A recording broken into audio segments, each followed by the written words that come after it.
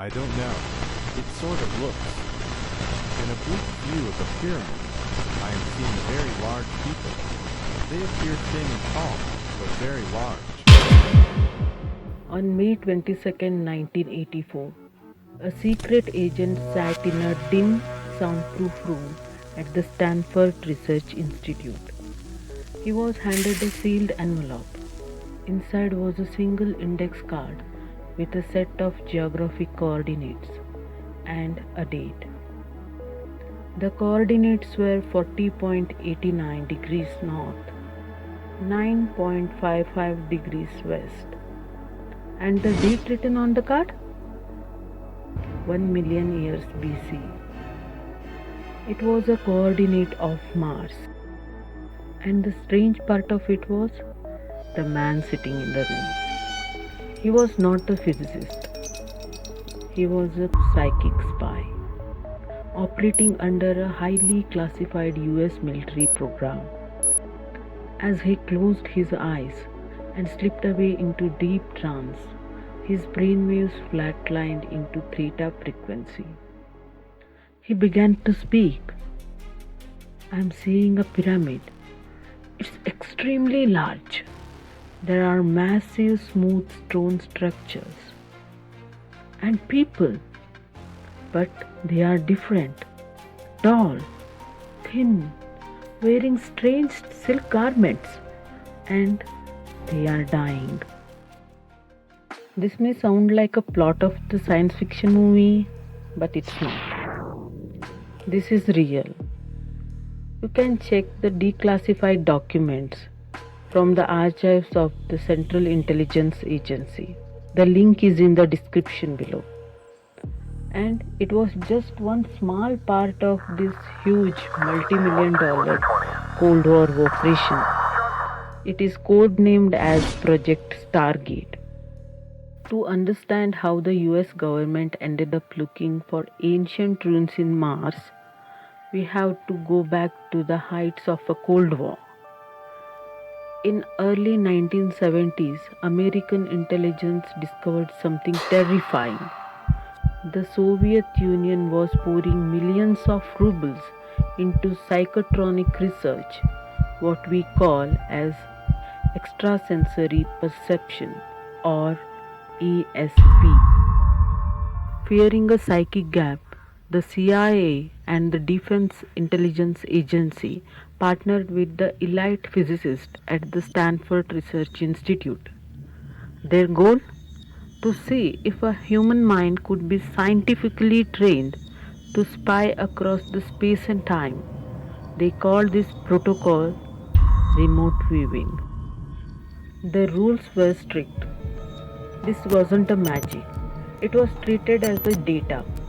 A viewer would sit in a sensory deprived chamber, given nothing but a set of geographic coordinates. They would then sketch whatever shapes came to their mind's eye, and shockingly, it worked. The program claimed the remote viewers successfully described Soviet submarine base, located crashed aircrafts in Africa, and mapped hostage locations long before the satellite technology ever could. For over 20 years, under shifting code names like Grill Flame, Sunstreak, and finally Stargate, the military treated the human consciousness as a piece of biological software, a biological radio receiver that could tune into any coordinates on Earth and beyond. But as we look back at these declassified files, a bizarre historical paradox emerges. The CIA was trying to use the human mind as a software to cross vast distances. But thousands of years before the US military built its first isolation tank, ancient civilizations were already building massive stone structures aligned perfectly with the coordination of stars. And it forces us to think and ask, were these ancient sites designed as a physical receptors for a human consciousness? Across the ancient world, various cultures constructed monumental gateways that they literally referred as a stargates, not as a mechanical portal, but as a bridges of spiritual transition. The ancient city of Babylon translates in Akkadian to Bab-Ili, literally the gate of God.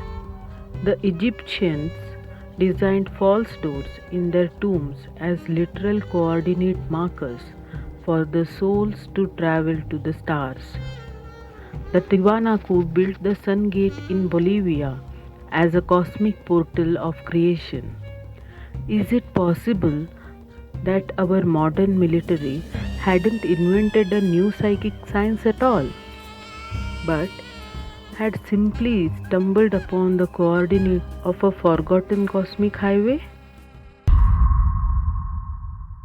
While the US military spent millions trying to weaponize this phenomena as a remote viewing, ancient Eastern philosophy had already mapped this entire cosmic network thousands of years ago. They didn't call it psychic psi program, they called it Manovega, literally translating from the Sanskrit as the speed of the mind. Manovega is the ancient science of instantaneous travel. It is the realization that your consciousness is not trapped inside your skull.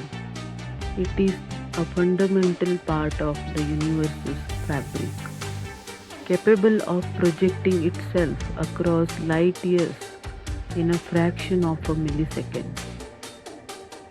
While the CIA treated it like a tool for espionage, ancient rishis and philosophers understood it as our natural cosmic state. They realized that if you could master the mind's frequency, space and time cease to exist. If you want to understand the exact quantum mechanics behind how the ancient mastered Manovega and how some researchers believe certain discoveries in quantum physics raise questions that sound surprisingly similar to the ideas found in ancient philosophical traditions, you need to watch our deep dive video on it. I have linked the full breakdown of Manovega right here on the screen and in the description below. Click it, watch it and see how the pieces of this puzzle finally lock together. I will see you there.